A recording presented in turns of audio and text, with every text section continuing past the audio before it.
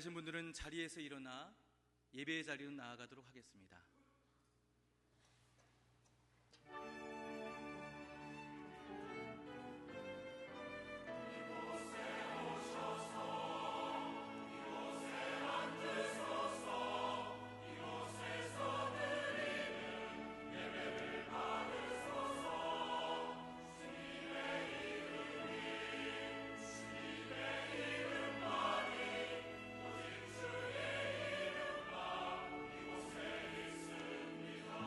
우리의 예배를 받으실 하나님을 함께 찬양합니다.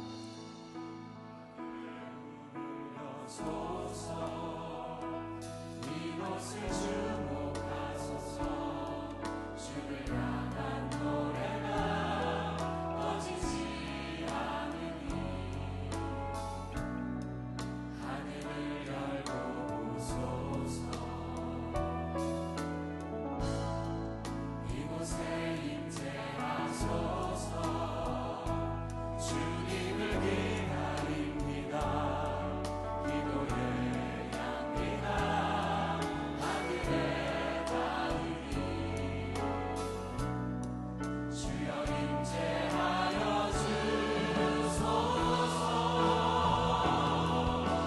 이곳에 오셔서 이곳에 앉으소서. 이곳에서 드리는 예배를 받으소서. 주님의 이름이 주님의 이름만이 오직 주의 이름만 이곳에 있습니다. 이곳에 오셔서 이곳에 앉으소서. 이곳에서 드리는 예배를 받으소서. 주님의 이름이 주님의 이름만이 오직 주의 이름만 이곳에 있습니다. 오직 주의 이름만 이곳에 있습니다. 오직 주의 이름만 이곳에 있습니다.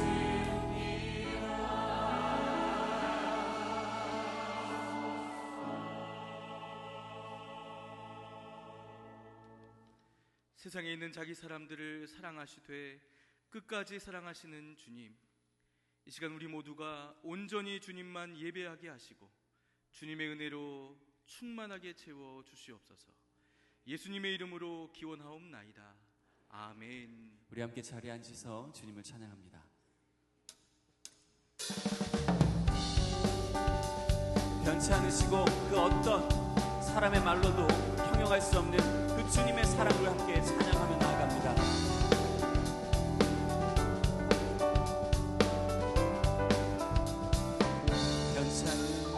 변찮는 주님의 사랑과 거룩한 보혈의 공로를 우리 다 찬양을 합시다. 주님을 만나볼 때까지 예수는 우리를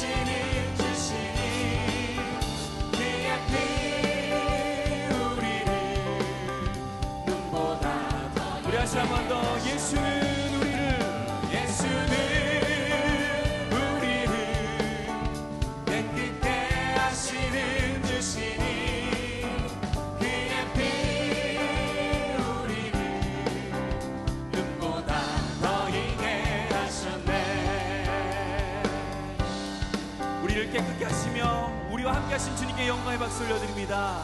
아멘. 그 주님께서 우리의 영혼을 받아주시며 우리의 영혼을 그 품 안에 안아주실 것입니다. 그 영원한 사랑 안으로 우리 함께 찬양하며 나아갑니다.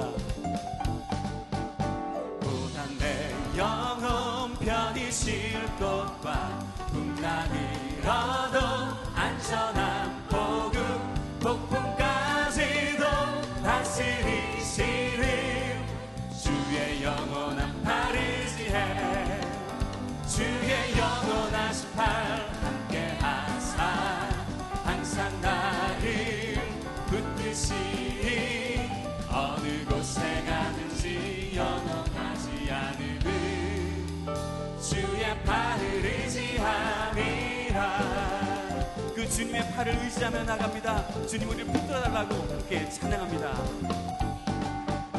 세상 친구들 나를 버려도 예수를 함께 동행함으로 주의 은혜가 충만하리니 주의 영원한 팔 의지해 주의 영원하신 팔 함께 하사 항상 나를 붙드시니 어느 곳에 가든지 요동하지 않으는 주의 팔을 의지함이라. 나의 믿음이 연약해져도 미리 예비한 힘을 주시며 위태할 때도 안보하시는 주의 영원한 팔 의지해 주의 영원하신 팔 함께 하사 항상 나를 붙드시니 어느 곳에 가든지 요동하지 않으는 주의 팔을 의지함이라. 능치 못한 것 주께 없으니 나의 일생을 주께 맡기며 나의 모든 짐 대신 지시는 주의 영원한 팔 의지해 주의 영원하신 팔 함께 하사 항상 나를 붙드시니 어느 곳에 가든지 요동하지 않으는 주의 팔을 의지하니 주의 영원하신 팔 주의 영원하신 팔 함께 하사 항상 나를 붙드시니 어느 곳에 가든지 요동하지 않으는 주의 팔. 우리 다시 한 번 더 고백합니다. 주의 영원하신 팔 주의 영원하신 팔 함께 하사 항상 나를 붙드시니 어느 곳에 가든지 요동하지 않으는 주의 팔을 의지함이라. 그 주님께서 우리를 품어주십니다. 그 사랑의 팔로 우리를 품어주십니다. 우리 그 주님께 영광의 박수를 올려드립니다. 주님을 찬양합니다. 우리의 예배를 받으시고 우리를 주님의 그 넓으신 팔로 우리를 안아주옵소서. 아멘.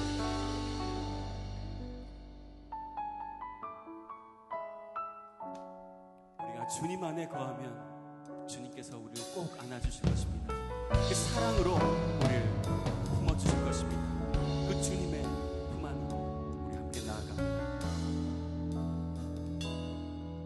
나의 안에 거하라 나는 내 하나님이니 너의 환난 가운데 너를 지키는 자라 두려워하지 말라 내가 널 도와주리니 놀라지 말라 내 손 잡아주리라. 내가 너를 지명하여 불렀나니 너는 내 것이라 내 것이라 너의 하나님이라.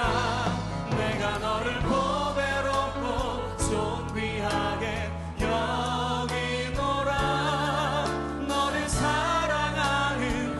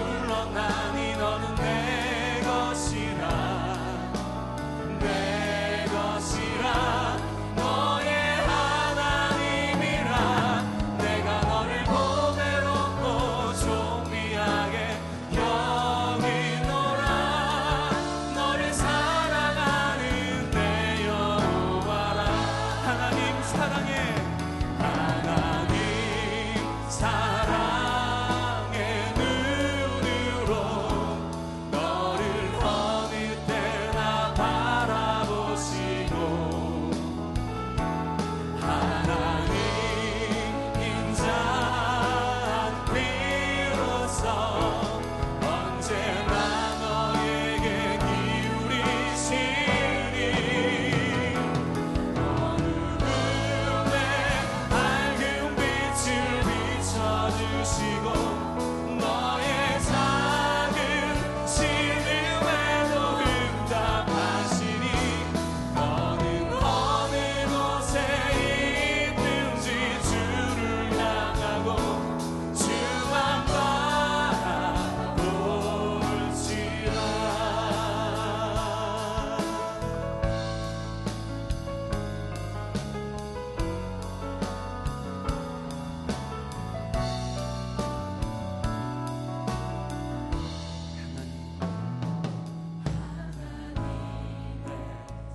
사랑을 사모하면서 하나님의 평안을 바라보는 자 너의 모든 것 창조하신 우리 주님이 너를 얼마나 사랑하시는지 하나님께 찬양과 경배하는 자 하나님의 선하심을 닮아가는 자 너의 모든 것 창조하신 우리 주님이 너를 자녀 삼으셨네. 하나님 사랑해 하나님 사랑의 눈으로 너를 어느 때나 바라보시고 하나님 인자한 비로소 언제나 너에게 기울이시니 어둠에 밝은 빛을 비춰주시고 너의 작은 신음에도 응답하시니 너는 어느 곳에 있는지 주를 향하고 주만 바라볼지. 하나님 사랑의 눈으로 하나님 사랑의 눈으로 너를 어느 때나 바라보시고 하나님 인자한 비로소 언제나 너에게 기울이시니 어둠에 밝은 빛을 비춰주시고 너의 작은 신음에도 응답하시니 너는 어느 곳에 있든지 주를 향하고 주만 바라볼지라. 주만 바라볼지라. 주만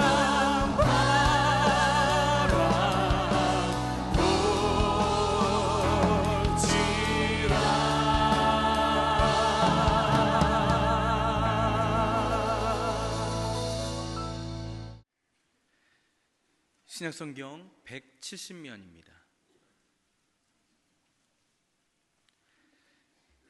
이제 하나님의 말씀을 봉독하겠습니다.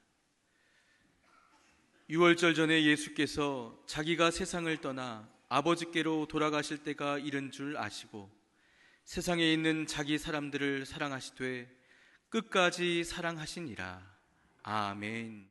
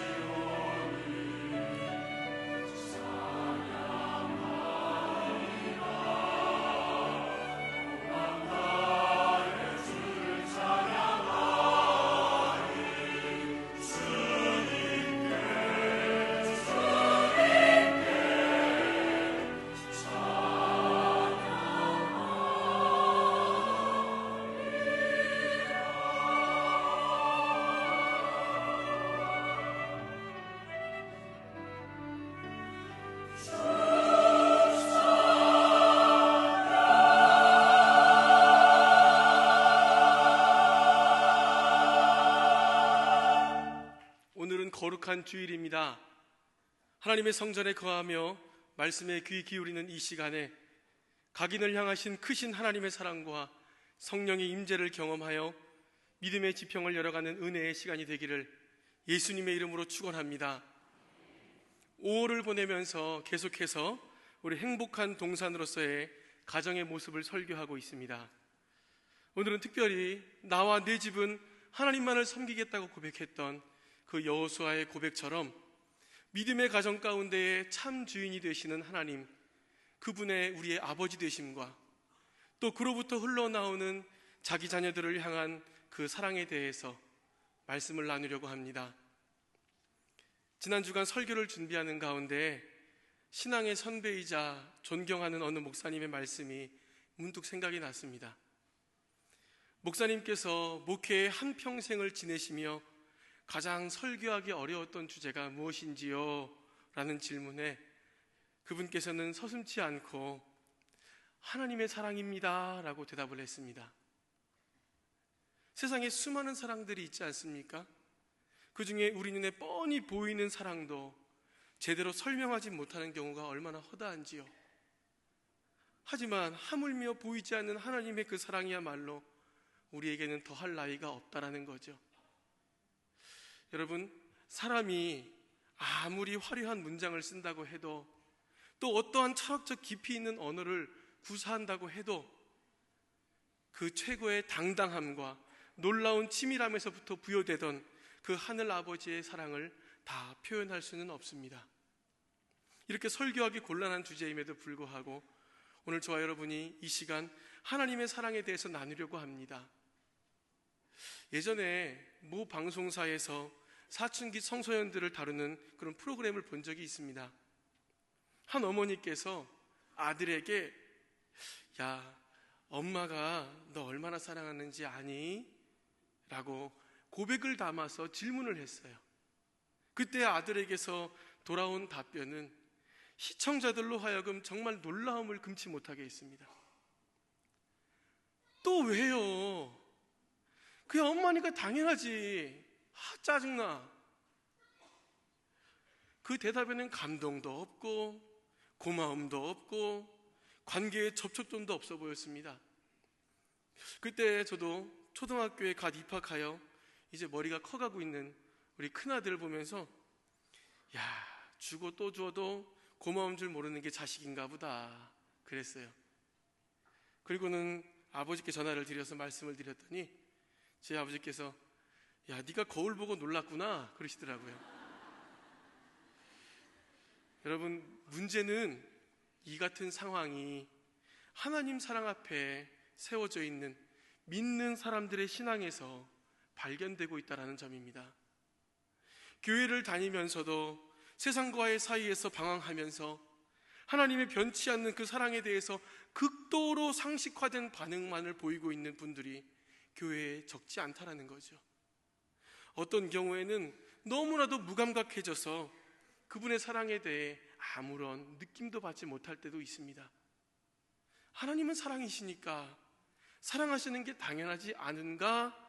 라고 말만 하지 않았지, 그렇게 인지하고 그렇게 반응하는 신앙의 행동들이 혹시 내 모습은 아닌지 여러분 경각심을 가져야 할 때입니다.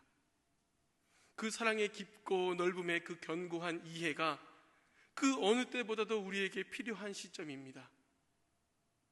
혹 이 자리에 냉랭하게 식어지고 무뎌져서 우리 주님의 긍휼과 회복을 기대하시는 분들이 계시다고 한다면 그분들 정말 잘 오셨습니다. 왜냐하면요, 하나님의 사랑을 직시하고 우리 마음 가운데 그분의 사랑에 대한 온도를 높여갈 수 있는 길은 오직 그분의 말씀 안에 거할 때 가능하기 때문입니다. 삶 속에서도 쉐마의 말씀처럼 마음에 새기고 앉았을 때에든지 길을 갈 때에든지 누워있을 때에든지 일어날 때에든지 하나님의 계시하심을 간절히 사모하면서 할 수 있는 대로 그 말씀과 가까이 하는 것 정말 중요합니다. 그럴 때에 어느 날 자신도 모르게 하나님의 그 크신 사랑의 깊은 바다에 잠겨있는 내 모습을 발견할 수 있게 될 것입니다. 여러분, 이 성경에는 하나님의 사랑에 관한 말씀들이 여러 군데 기록이 되어져 있습니다. 그 가운데 오늘 본문 우리 요한복음 13장 1절은 우리에게 특별한 감동을 줍니다. 하나님의 사랑을 막연하게 그리고 있을 때에 그 사랑이 어떤 것인가를 조금 더 현실적으로 표현해주고 있기 때문에 그렇습니다. 이제 이 상황 속에 예수님은 제자들을 떠나서 짧게는 십자가에 달려 죽으셔야 됐고, 길게 보았을 때에는 다시 살아나셔서 성부 하나님 곁으로 승천하시기까지의 시간이 얼마 남지 않았습니다. 이걸 아셨죠? 헤어짐의 그 끝이 점점 다가오고 사랑하는 제자들을 두고 가야 한다는 그 사실 때문에 예수님 마음도 무거우셨던 것 같습니다. 그런 예수님의 마지막까지 제자들을 사랑해 주시기 위해서 자신이 이 땅에 오신 그 섬김의 목적을 따라서 발을 씻겨주게 되지요. 여러분, 다 함께 오늘 본문을 우리 다 함께 다시 읽어보도록 하겠습니다. 시작. 6월절 전에 예수께서 자기가 세상을 떠나 아버지께로 돌아가실 때가 이른 줄 아시고 세상에 있는 자기 사람들을 사랑하시되 끝까지 사랑하시니라. 아멘. 사실 이 구절은요, 예수님의 사랑에 대한 이야기로 보여집니다만 실제로는 하나님께서 자기 사람들을 어떻게 사랑하시고 계시는가, 이것을 보여주는 대목입니다. 오늘 본문 앞장에 우리 요한복음 12장 44절과 45절에 이런 구절이 기록이 되어 있어요. 다 같이 볼까요?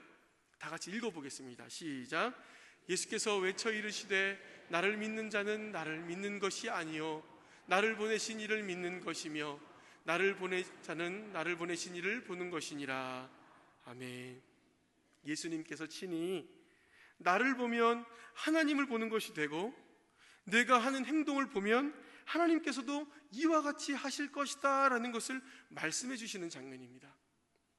예수님과 하나님은 본래 한 분이시죠. 그러니 우리가 품고 있는 이 말씀은 곧 예수님의 사랑을 말하지만 그 크신 하나님의 사랑도 보여주는 말씀인 겁니다. 세상에 있는 나를 사랑하시되 끝까지 사랑하시니라. 여러분, 이 순간 이곳에서 이 말씀을 들을 때에 두 팔로 우리를 꽉 안아주시고 놓치지 않기를 원하시는 하나님 아버지의 그 크신 사랑의 은혜를 맛보실 수 있기를 바랍니다. 먼저 우리 이 말씀을 볼 때에 세상에 있는 자기 사람들을 사랑하시되 끝까지 사랑하시니라는 이 구절 속에서 자기 사람들에 대해 먼저 눈여겨보도록 하겠습니다. 쉽게 질문을 드릴게요. 여러분, 자기 사람들 누구를 얘기할까요? 1차적으로는 우리 예수님께서 공생의 기간 동안 함께 하시면서 작은 예수의 삶을 살게 하시고자 품어주셨던 12명의 제자를 얘기합니다. 그와 동시에 그들과 함께 동고동락했던 수십 명의 제자들도 얘기합니다. 그러나 우리 시공을 초월해서 보다 넓게 본다면 예수님을 구주로 영접하고 하나님을 아버지라고 부르는 모두를 일컫는 말이 됩니다. 정확히 짚어본다면 오늘 말씀이 말하는 자기 사람들, 바로 이 자리에 앉아 계신 저와 여러분들을 말하는 겁니다. 예수님께서 이런 우리들을 요한복음 17장에서는요 아버지께서 내게 주신 사람들이라고 바꾸어 표현하셨고, 또 바울을 통해서는 에베소서에서 그 기쁘신 뜻대로 예정하사 자기 아들들이 되게 하신 자들이라고 소개하게 해주셨습니다. 또 구약에서는 선지자 이사야를 통해서 하나님께서 너는 내 것이다 라고 지명하여 부른 자들이라고까지 말씀을 해주셨네요. 여러분, 이 자리에 우리 모두는 하나님 앞에서 이와 같은 엄청난 특권을 입은 자들이라는 것을 믿으시기 바랍니다. 이러한 우리를 예수님은 아버지 손에서 빼앗아갈 자가 아무도 없다고까지 말씀해 주셨습니다. 왜요? 내 자녀이기 때문에, 내 자녀에 대한 사랑과 애정이기 때문에. 물론 하나님은 사랑이시기 때문에 세상 모든 사람들을 다 사랑한다라고 말할 수 있는 분이십니다. 이것을 포괄적인 사랑이다라고 얘기를 합니다. 하지만 오히려 오늘 말씀은 자기 것, 자기 자녀에 대한 그분의 사랑은 아주 특별하고 강력하다라는 것을 얘기해 주고 있는 겁니다. 피조물인 사람들도 마찬가지잖아요. 자기 자녀에 대한 애착이 얼마나 강합니까? 자기 손주에 대한 애착이 얼마나 강합니까? 가정을 한번 해보겠습니다. 뜻하지 않게 우리 아이가 사라진다면 슬픔과 초조함을 가슴에 안은 채 밤낮 거리를 애타게 기다리고 찾고 다니는 분들이 누구시죠? 물론 경찰이 도움을 줄 수는 있습니다만 가족이거나 대부분 부모님입니다. 제가 잘 압니다. 사실 제가 국민학교를 다녔는데요, 국민학교 2학년 때 방과 후에 집으로 오지 않았어요. 않고 집과 학교 사이에 어린이 대공원이 있었습니다. 거기에 친구 둘하고 놀러 갔습니다. 당시 5,000원 가지고 하루 종일 놀았어요. 그리고 집에 돌아올 때 되니까 이제 벌써 동네 분위기가 다르더라고요. 동태를 살피려고 저희 집 1층이었는데 1층 거실 창문을 이렇게 올려다 보니까 다행히도 부모님은 계시지 않고 저희 2살 터울의 누이가 전화를 붙잡고 어딘가 막 통화를 하고 있더라고요. 그래서 당당하게 초인종을 누르고 집에 들어갔습니다. 그런데 그때 저희 누이가 정말 놀란 듯한 표정으로 소리치며 집 밖으로 뛰어나가더라고요. 그때 들려온 말소리가 승원이 찾았어요! 였어요. 그 승원이가 접니다. 그리고 이내 들어오신 부모님의 모습, 그 얼굴빛은 제가 아직까지 잊을 수가 없습니다. 어머니는 한참을 우셨고요, 아버지는 그날을 기억하라고 확실하게 훈계를 해주셨습니다. 잠언 13장 24절에 회초리를 아끼는 자는 자기 아들을 미워하거니와 라는 말씀이 있습니다. 이 말씀이 현실이 되었어요. 정말 저는 제 아버지께서 저를 이렇게까지 사랑해 주시는지 그때 알았습니다. 여러분, 자식을 잃어버린 부모님, 자민들 제대로 주무시겠습니까? 음식인들 입에 넘어갈까요? 얼마나 속 탈까요? 중요한 것은 이것입니다. 왜 그 사람들이 그렇게 행동할까? 왜? 자기 자식이기 때문에 그렇죠. 내 사랑하는 자녀이기 때문에 그렇지 않습니까? 오늘 하나님 말씀이 이와 같다라는 겁니다. 저와 여러분들을 향한 하나님의 사랑은 무엇과도 견줄 수가 없이 아주 특별하답니다. 이것을 초대 신앙 글들에서 볼 때에는 하나님의 독점적인 사랑이다라고까지 표현을 해요. 이 독점적인 사랑의 대상이 누구라고요? 바로 이 자리에 계신 우리입니다. 요한일서 4장 8절에 그 유명한 하나님은 사랑이시니라 라는 말씀이 있습니다. 그와 동시에 이어서 9절과 10절에 그 하나님의 사랑이 어떠한지를 설명을 해줍니다. 우리가 한번 볼까요? 화면을 통해서 다 같이 읽겠습니다. 시작. 하나님의 사랑이 우리에게 이렇게 나타난 바 되었으니 하나님이 자기의 독생자를 세상에 보내심은 그로 말미암아 우리를 살리려 하심이라. 사랑은 여기 있으니 우리가 하나님을 사랑한 것이 아니요 하나님이 우리를 사랑하사 우리 죄를 속하기 위하여 화목제물로 그 아들을 보내셨습니다. 아멘. 다시 세상으로 나가야 하는 저와 여러분들 꼭 이 말씀 마음에 새기고 가시기 바랍니다. 진짜 사랑은 여기 있다. 우리 하나님을 먼저 사랑해서 네가 사랑받는 것이 아니라 하나님이 먼저 우리를 사랑해 주셨다. 그 사랑은 우리를 살리기 위해서, 죄에서 구원하기 위해서 자기 아들을 십자가의 제물로 내어줄 정도의 특별한 사랑이다. 여러분, 사실 이러한 내용의 구절이 여기 말고도 로마서 8장에도 나옵니다. 그 8장도 한번 볼까요? 다시 읽겠습니다. 자기 아들을 아끼지 아니하시고 우리 모든 사람을 위하여 내주신 이가 어찌 함께 모든 것을 우리에게 주시지 아니하겠느냐. 아멘. 하나님이 자기 사람들을 위해서 자신의 최고의 희생을 보여주셨지요. 그에 대한 재미있는 예화가 있습니다. 많이 접하셨을 텐데요, 경제가 어렵던 시절 아들을 5 둔 친구와 자녀가 하나도 없는 친구가 함께 회포를 풀면서 저녁 식사를 하고 있었습니다. 그때에 정말로 친하게 지내던 그 친구가 자기가 대를 이을 자녀가 없다라는 그 사실을 정말로 힘들게 얘기하면서 마음을 나누게 되더라고요. 이 얘기를 듣던 이 아들 5 있는 친구가 우정이 불타올랐는지 얼떨결에 내 아들 5 있어. 야, 우리 친구인데 내가 하나 줄게. 양자로 데리고 가서 잘 키워봐. 예전에 이런 일들 많았다고 들었습니다. 그래서 당당하게 이제 집에 들어갔죠. 집에 들어가서 남자답게 정말 거침없이 허심탄회하게 아내에게 이야기를 했어요. 늘씬 혼났죠.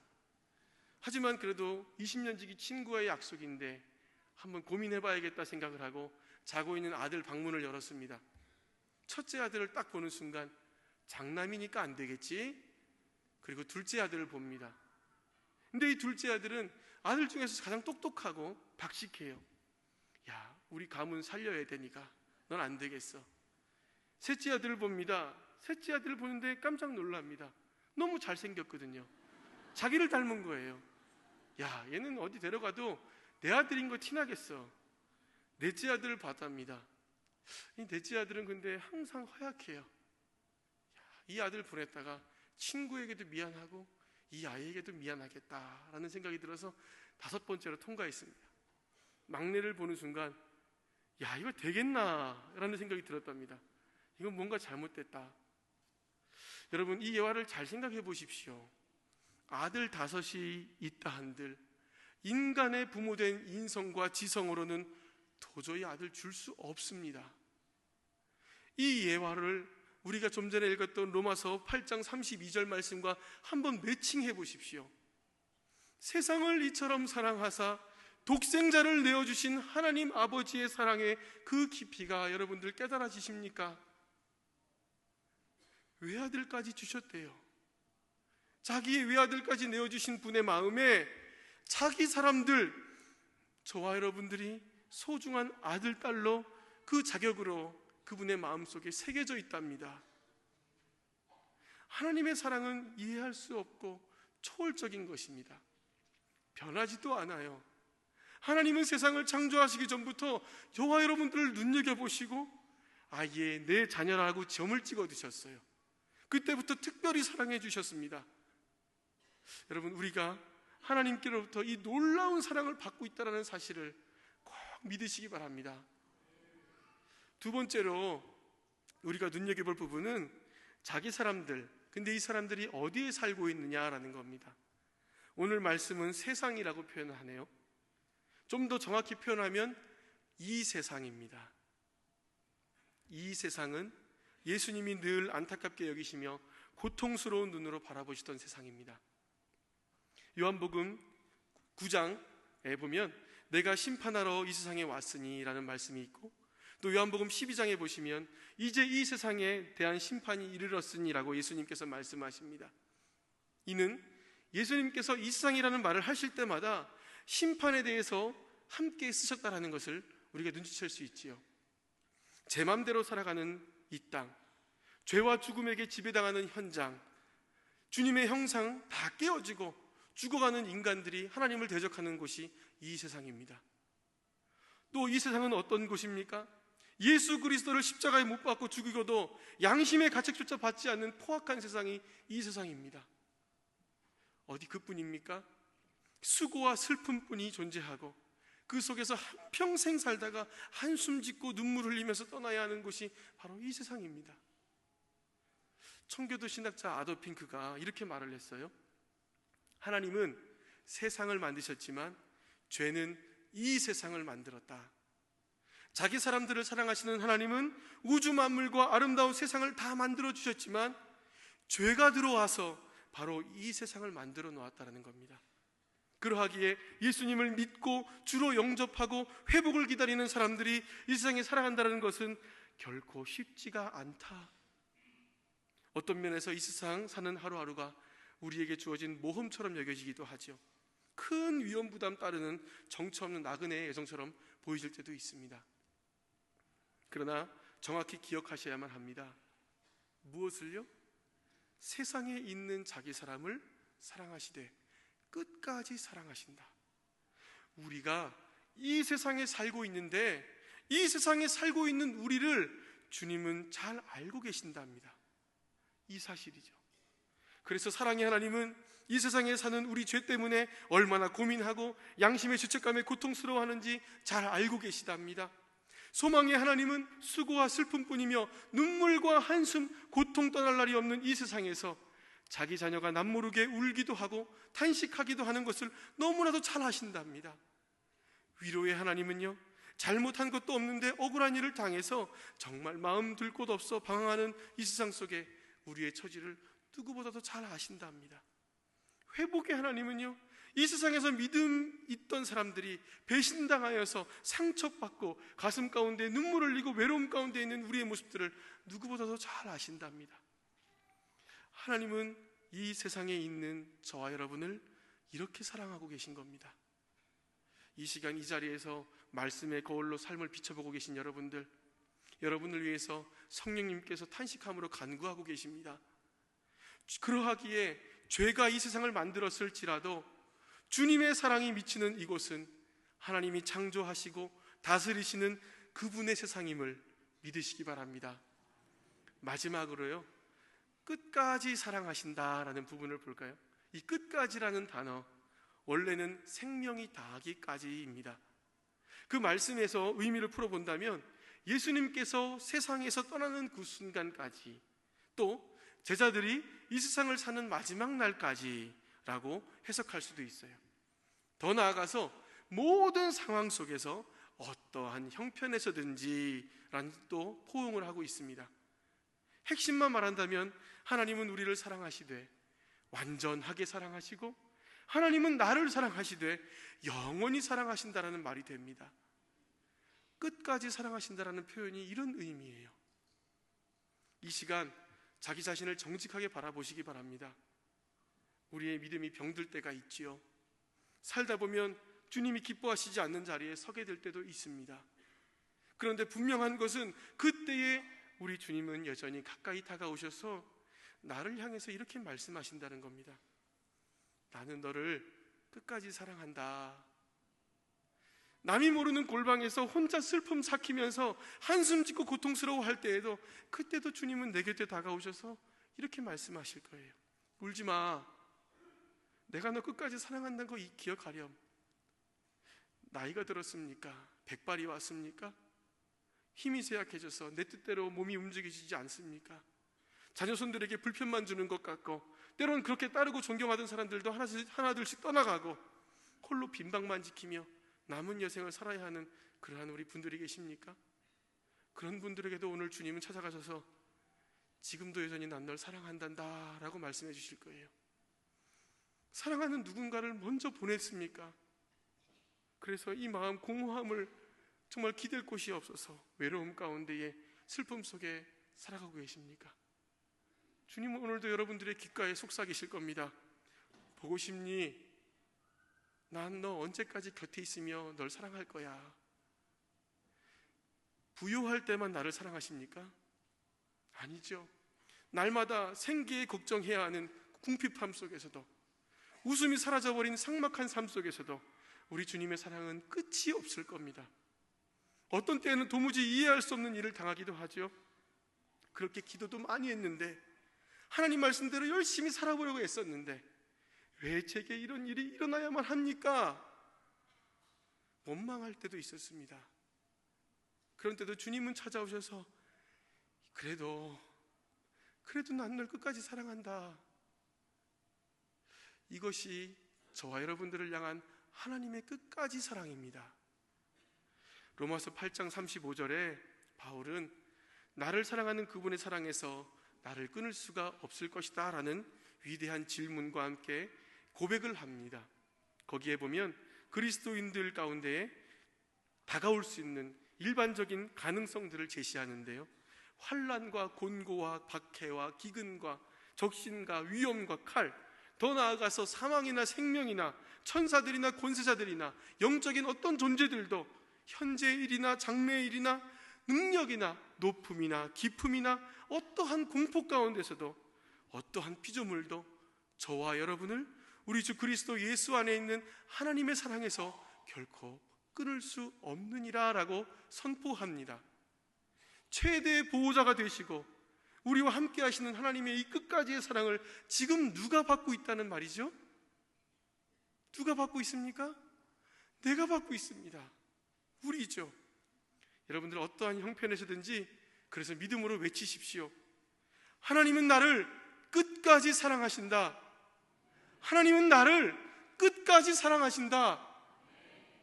낭망은 도망가고 하나님의 두 팔이 포근히 안아주시는 놀라운 은혜를 체험하게 될 줄 믿습니다. 말씀을 마치겠습니다. 사람이 사랑과 관심을 표현할 때에 주로 하는 방식이 이렇게 안아주는 겁니다. 허그라고 하죠. 이 포옹으로 상대방을 포용하고 이해하며 사랑을 전하게 됩니다. 여러분, 지금 이 시간 하나님께서 여러분들을 감싸 안고 계시는데 여러분들 느껴지십니까? 그분과 또 그분의 사랑을 사모한다고 계속 고백해 보십시오. 두 팔로 이 세상 끝날까지 여러분들을 감싸 안아주실 겁니다. 저도 이번 설교를 준비하면서 무심코 이런 기도를 드렸어요. 하나님 아버지, 주님은 저를 지금까지 몇 번이나 안아주셨습니까? 하나님이 저를 처음 안아주실 때에 혹시 제가 많이 어색해하진 않았는지요? 뻣뻣해하진 않았는지요? 부담된다고 고개를 자꾸 딴 데로 쳐들진 않았는지요? 그래도 하나님께서 수십 번이고 수백 번이고 지금까지 수없이 안아주셨기 때문에 저도 모르게 제 입에서는 하나님 사랑합니다 라는 말이 나오게 되었습니다. 저를 끝까지 사랑해 주셔서 고맙습니다 라고 기도했어요. 그리고 또 이어서 기도를 했죠. 하나님, 예배자의 삶을 살기 위해서 주의 몸된 성전을 찾은 수많은 성도들이 있습니다. 이 가운데에 하나님이 안아주시려고 하면 한사코 안기지 않으려고 힘주시는 분들이 있습니까? 하나님, 2000번도 좋습니다. 20000번도 좋습니다. 저를 안아주신 것처럼 이 시간부터 영원까지 그분들도 안아주십시오.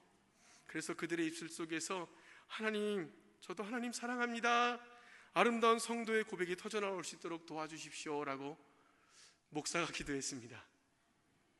여러분, 무엇이 안아주고 무엇이 안기는 겁니까?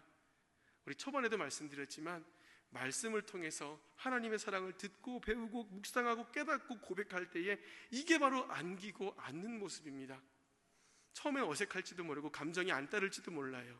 하지만 하나님이 어떻게 나를 사랑하시는가라는 이 질문, 이 말씀을 끝없이 접촉하고 경험한다면 분명 여러분들의 입속에서도, 여러분들의 삶 속에서도, 여러분들의 가정에서도, 여러분들의 직장에서도, 여러분들이 밟는 모든 땅에서 저도 하나님 사랑합니다 고백하고 안아드리는 행복한 행동들이, 행복한 가정이 다 될 줄 믿습니다. 오늘 제가 준비한 찬양이 있는데요, 이건 나중에 불러보고요, 가사만 보고 우리 기도하고 마치도록 할까요? 여러분들을 안아주시고 끝까지 사랑해 주시는 하나님 아버지의 마음이 담겨 있습니다.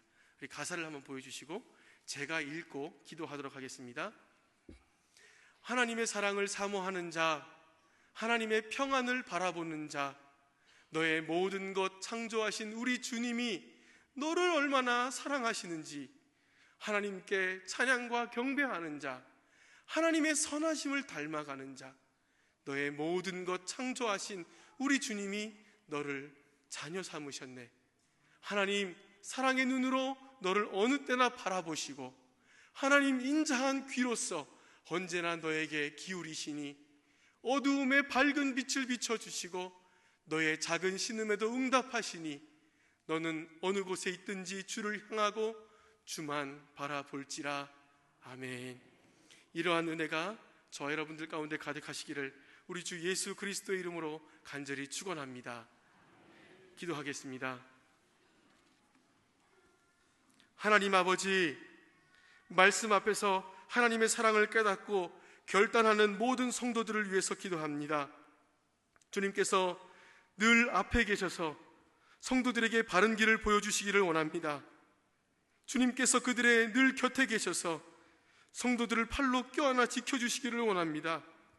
주님께서 그들의 뒤에 계셔서 못된 사람들의 나쁜 계획에서 성도들을 보존하시기를 바랍니다.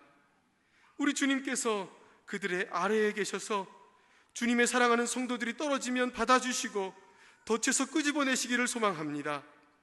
우리 주님께서 그들 안에 계셔서 성도들의 슬픔 속에 위로해 주시기를 원합니다.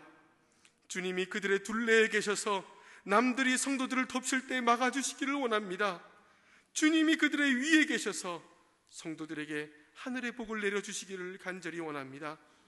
이러한 우리를 자기 사람으로 대해 주시고 끝까지 사랑해 주시는 주님을 찬양하오며 우리를 구원하신 예수님의 이름으로 기도드립니다. 아멘.